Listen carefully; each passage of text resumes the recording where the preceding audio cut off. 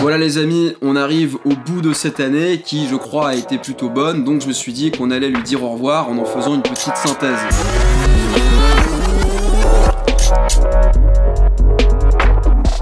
La première vidéo de l'année portait sur l'imagination, on avait parlé de Baudelaire, etc.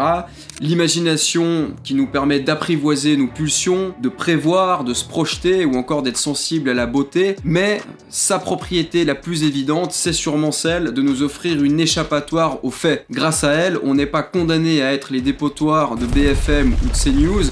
Donc, au lieu de dire que tout va mal parce que votre univers mental c'est 3 comptes Twitter spécialisés dans le désastre, faites usage des dons qui vous distinguent de l'âne. Ça peut être l'imagination, ça peut aussi être la raison. C'était le sujet de mon avant-dernière vidéo sur l'éthique des vertus qui, dans la version qu'on a donnée à Aristote, dit justement que la fin propre à l'homme, c'est l'exercice de la raison et l'accomplissement réussi des capacités qui font de lui un humain. Pourquoi cet idéal? Eh bien, pour ne pas dégringoler sur l'échelle du vivant.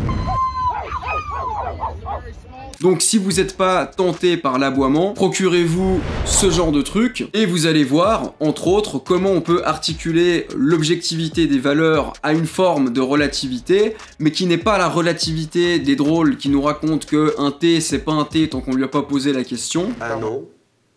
Il s'agit de la relativité qui lie un système de valeurs à une culture et une tradition qui donne un cap à l'activité humaine. L'activité qui n'est pas l'activisme. On ne partira pas. J'en ai parlé aussi cette année et j'ai essayé de montrer quel lien on pouvait faire entre un certain militantisme et la tradition du carnaval en soulignant qu'on trouve dans l'un comme dans l'autre l'importance de l'idée de renverser tout ce qui est censé appartenir au monde ancien, les valeurs, les faits, le savoir, les hiérarchies, en gros tout ce qui tient la baraque pour le plaisir baroque de vivre dans le désordre. Et dans ce contexte où l'enfant sermonne ses vieux, tout est mis à l'envers et c'est en ça que ce militantisme tient du ressentiment au sens de Nietzsche et de Max Scheler, parce que le ressentiment inverse le sens des valeurs de sorte à transformer les failles en force, et donc tout ce pourquoi vous avez des talents qui peinent un peu à se déclarer devient l'outil pervers d'un régime oppressif. Ce qui est vraiment oppressif par contre, c'est la science quand elle est alléguée comme une carte magique. Une étude a montré que,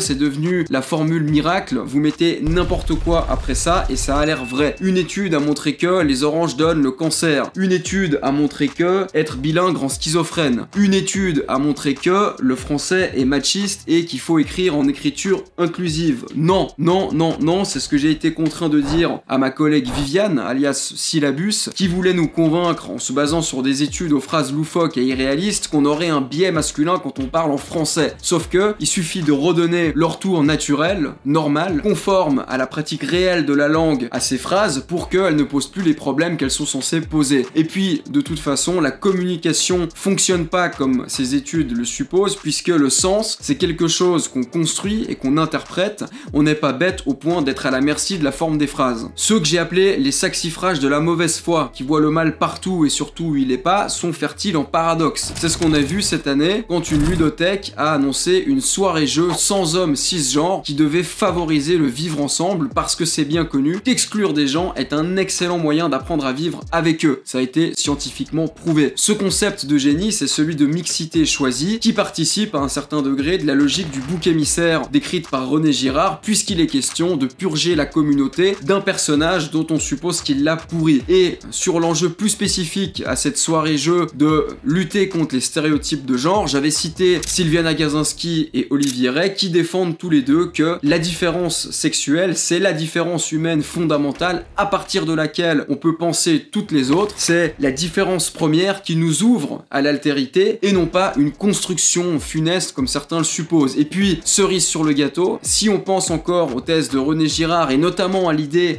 que la violence est souvent la violence du même. À titre d'exemple, on peut penser au fait qu'il n'y a rien de plus similaire, voire d'identique, que deux hooligans de clubs rivaux. Eh bien, si on a ça à l'esprit, il se trouve que lutter contre la différence, c'est aussi, d'une certaine manière, œuvrer pour la violence. Donc, vraiment, bravo, bien joué, continuez comme ça. Voilà, cette fois, c'est vraiment tout pour moi pour cette année. Encore un grand merci à vous tous qui me suivez et qui continuez de me suivre. Merci aussi à tous ceux qui m'ont rejoint. Je vous souhaite une excellente nouvelle année, fêtez bien, et nous, on se revoit très très vite. Allez, ciao les amis.